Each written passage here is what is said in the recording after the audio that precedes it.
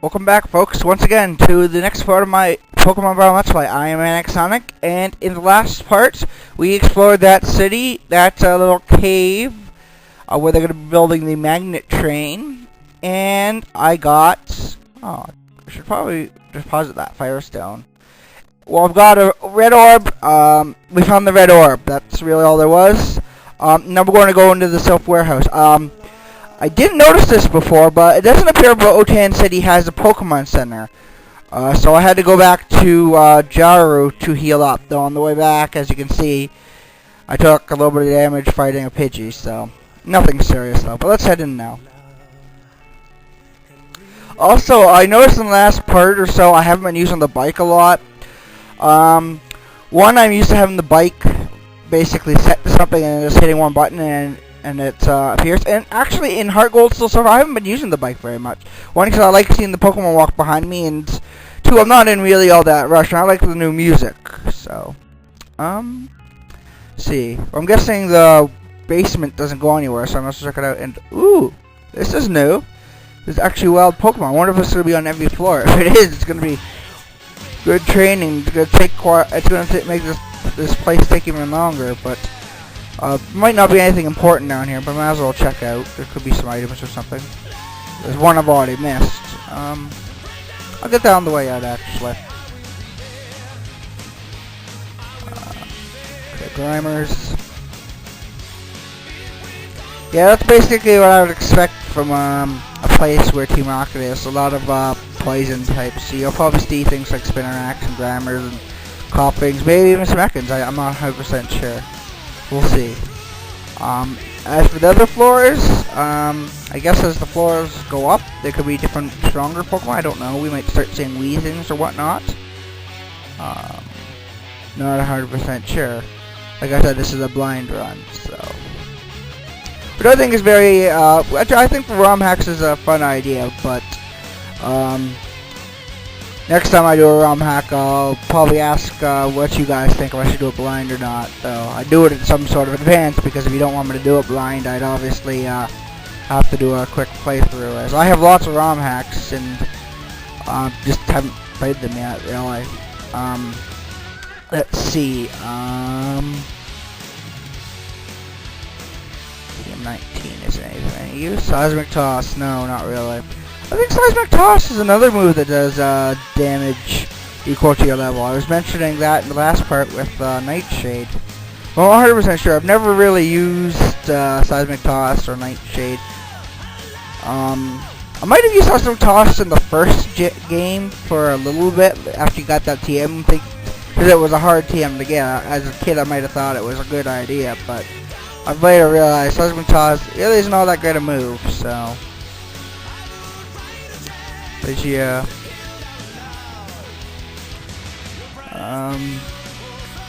maybe I should.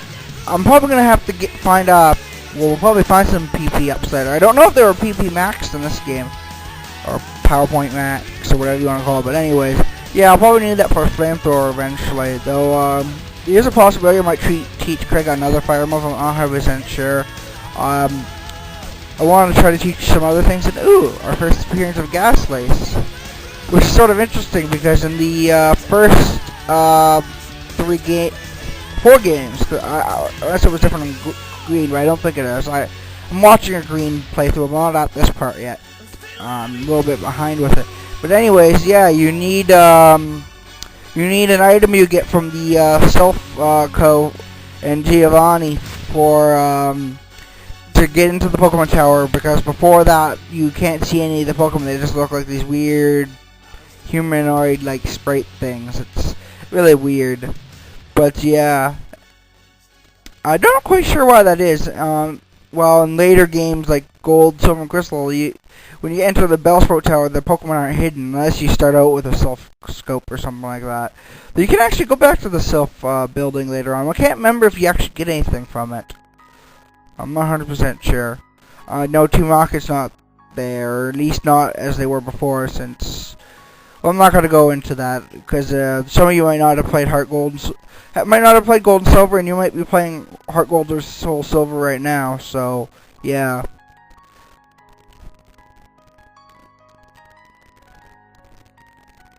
Heart Gold, so the original Gold, Silver, and Crystal aren't that old of games, but there might be some people that's watching this video who weren't born when it was released, or just never played it. I don't know. And we're running low already. Well, Scratch should be able to help take care of this. See how much damage that does. Well, it's a 2-hit move. It's not like anything's really going to be do much damage. They're quite close in levels, but they're not. But they're still quite a good level gap. And man, it's almost taking me over half this video so far just to get through the bottom part. To see how long adding these battle encounters actually makes it. Now I don't really want to do this, but if all the floors have wild Pokemon and the encounter rate's annoying like this, I may end up buying repels just for this place. I don't really have to worry about levels at this point.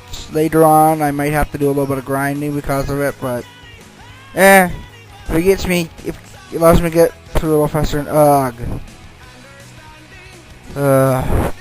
In between these parts, I guess I'm gonna have to go and deposit some items. I don't really want to get rid of that. That could be sold for quite a bit. Oh, you know what?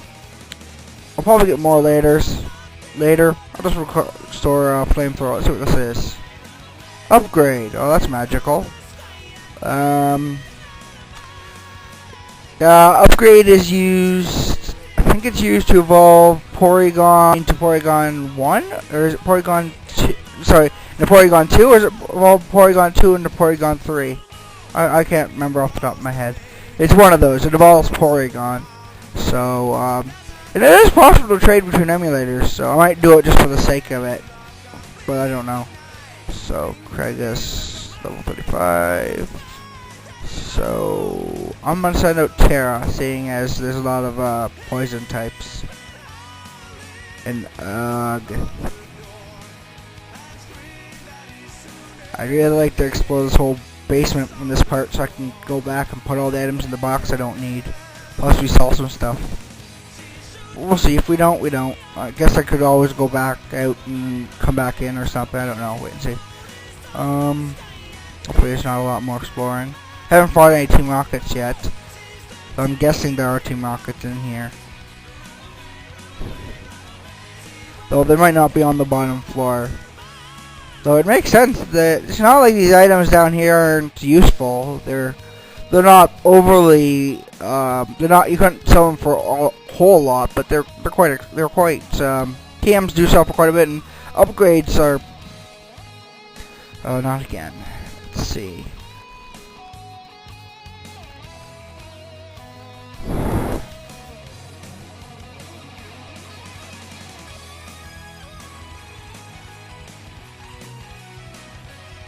There's a soda. This is one thing a lot of people don't like about the first generation of games is the very, very small pack. And actually you have problems with your PC getting filled up later too. What? I can't use PowerPoint up? That's very, very weird. Must be used differently in this game. Yeah. You know what? I think I'm just gonna dig out of this place. It will take me back to Jarus, and I can sell some items and put some items in the box. But let's see. I think I should be able to dig out of this place. Yeah, see? And it takes me to the nearest Pokemon Center in this generation. It doesn't take you to the building. Yeah, it takes us here. We're back in Jaru. So I'm going to heal up, and sell some items, and then put some items in the box. So I will see you in the next video, folks. Leave some comments, rate this video, subscribe to find out when I release future videos, and I know this one's going to be a little bit shorter, but like I said, we'll start the rest of the floors in the Selfco warehouse next time.